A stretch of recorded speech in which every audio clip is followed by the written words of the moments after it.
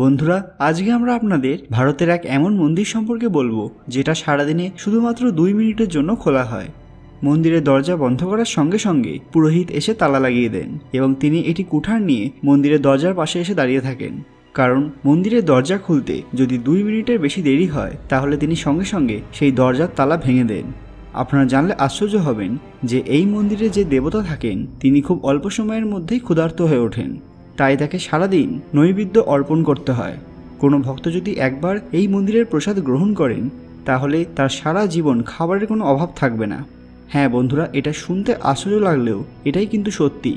কোথায় এই মন্দির অবস্থিত আর কেনই বা পুরোহিত মন্দিরের তালা ভাঙার জন্য প্রস্তুত থাকেন? সকলকে পুরাণ কথা নতুন একটি ভিডিওতে স্বাগত।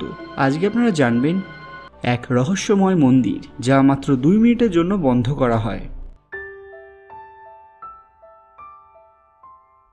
ভিডিওতে এগোনোর আগে আপনি যদি আমার চ্যানেল নতুন হয়ে থাকেন তাহলে চ্যানেলটিকে সাবস্ক্রাইব করে পাশের বেল আইকনে ক্লিক করতে ভুলবেন না, কারণ আমরা প্রতি সপ্তাহে এইরকমই রহস্যময় ভিডিও এনে থাকি। কেরলের কোট্টায়াম জেলার থিরুভিরুপ্পুতে ভগবান শ্রীকৃষ্ণের এক চমৎকারী মন্দির রয়েছে।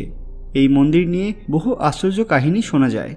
প্রায় 1500 বছর পুরনো এই মন্দিরের সবচেয়ে আশ্চর্য বিষয় হলো সারাদিনে মাত্র 2 মিনিটের জন্য এই মন্দির বন্ধ করা হয়, আর সেই সময়টি হলো সকাল 11:58 থেকে বেলা 12টা পর্যন্ত।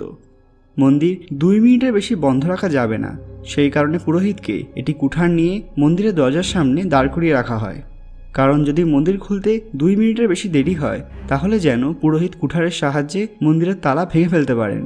এখানকার মানুষ বিশ্বাস করেন ভগবান শ্রীকৃষ্ণ এখানে সারাদিনই ক্ষুধার্ত অবস্থায় থাকেন। তিনি কোনো অবস্থাতেই খিদে সহ্য করতে পারেন না। সেই কারণে যদি চাবি দিয়ে মন্দিরের তালা খুলতে দেরি হয় তাহলে পুরোহিত যেন কুঠার দিয়ে মন্দিরের তালা সঙ্গে সঙ্গে ভেঙে ফেলতে পারেন। পুরাণের কথা অনুযায়ী ভগবান শ্রীকৃষ্ণ যখন কংসবধ করেছিলেন তারপর থেকে তিনি সবসময় ক্ষুধার্ত থাকতেন। আরও শোনা যায় এখানে যে শ্রীকৃষ্ণের মূর্তি আছে তিনি কখনোই খিদে সহ্য করতে পারতেন না। ভগবান শ্রীকৃষ্ণের অভিষেকের পর তার মূর্তির মাথার অংশ খুব তাড়াতাড়ি শুষ্ক হয়ে যেত আর তখনই নৈবেদ্য চড়ানো হতো। সারাদিনের 24 ঘন্টার মধ্যে মাত্র 2 মিনিট সকাল 11:58 থেকে 12টা পর্যন্ত শ্রীকৃষ্ণ ওই 2 মিনিট মাত্র ঘুমাতেন। তাছাড়া তিনি সারাদিন ভোজনে ব্যস্ত থাকতেন। এই মন্দির গ্রহণের সময়ও বন্ধ রাখা হয় না। শঙ্করাচার্যের সময়ে এই মন্দির একদিন গ্রহণের সময় বন্ধ রাখা হয়েছিল। গ্রহণের পর যখন মন্দির খোলা হয় তখন দেখা যায় ভগবান শ্রীকৃষ্ণের কোমর বন্ধনী খুলে পড়ে গেছে। তখন শঙ্করাচার্য বলেছিলেন যে ভগবানের খুব খিদে পেয়েছিল এবং সেই কারণে এই ঘটনা ঘটেছিল। তখন থেকেই এই মন্দির গ্রহণের সময় আর কখনো বন্ধ রাখা হয় না। এখানকার ভক্তরা বিশ্বাস করেন এই মন্দিরের প্রসাদ যিনি একবার গ্রহণ করবেন তার খুব অল্পতেই পেট ভরে যাবে। এই মন্দিরের প্রসাদ গ্রহণ না করে কোনো ভক্ত বেরিয়ে আসার অনুমতি পায় না। সেই কারণে প্রত্যেক দিন ঠাকুর দর্শন শেষ হওয়ার সময় মন্দিরের পূজারীরা জোরে জোরে সবাইকে জিজ্ঞাসা করেন যে কারোর প্রসাদ খাওয়া বাকি আছে কিনা। এই মন্দিরের প্রসাদ যিনি একবার গ্রহণ করেছেন তার আর কোনোদিন খাওয়া পড়ার অসুবিধা হবে না, এই কথায় এখানকার ভক্তরা বিশ্বাস করেন। পৌরাণিক কথা অনুযায়ী মহাভারতের সময়ে যখন পাণ্ডবরা বনবাসে ছিলেন সেই সময় শ্রীকৃষ্ণ তার একটি 4 হাত বিশিষ্ট মূর্তি পাণ্ডবদের দিয়েছিলেন, কিন্তু সেখানকার অধিবাসীরা সেই মূর্তি পাণ্ডবদের কাছ থেকে কেড়ে নেন এবং নিজেরাই পুজো করতে শুরু করেন। কিছুদিন পর সেই মূর্তি তারা সমুদ্রে নিক্ষেপ করেছিলেন।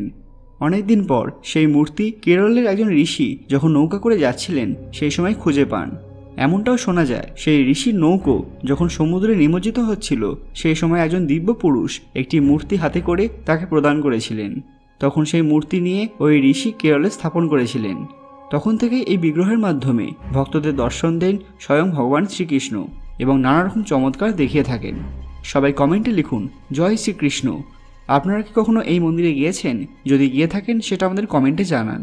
আর আজকের ভিডিওটি ভালো লাগলে ভিডিওটিকে লাইক করবেন এবং যথাসম্ভব শেয়ার করবেন, তাহলে আমরা পরবর্তী সময়ে আরও অনেক রহস্যময় মন্দির নিয়ে ভিডিও বানাবো। আর এরকম অজানা তথ্য পেতে পুরাণ কথা অফিসিয়াল চ্যানেলটি মনে করে সাবস্ক্রাইব করে রাখুন। খুব শীঘ্রই ফিরে আসবো আরও একটি নতুন ভিডিও নিয়ে। ততক্ষণ আপনারা এই ভিডিওগুলি দেখতে পারেন। ধন্যবাদ।